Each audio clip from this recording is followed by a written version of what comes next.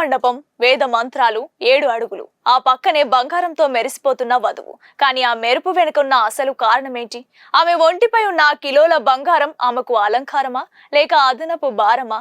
అది కన్నవాళ్ళిస్తున్న భద్రత లేక అడిగి మరి తీసుకుంటున్న వరకట్నమా? మన పెద్దలు ఏమంటారు? ఇది శ్రీధనం, కట్నం కాదు.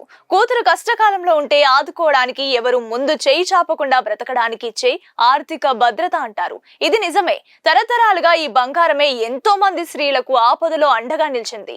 భర్తకు వ్యాపారంలో నష్టం వచ్చినా, ఇంట్లో అనుకుని ఖర్చు వచ్చినా మొదట కదిలేది ఆమె బంగారమే. పక్కింటి వాళ్ళ కూతురికి 50 తులాల బంగారం పెడితే మనం 60 తులాల బంగారం పెట్టాలనే పోటీ ఇందులో లేదా?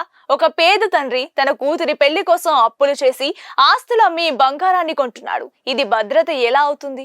ఇది ఆ కుటుంబానికి శిక్ష కాదా?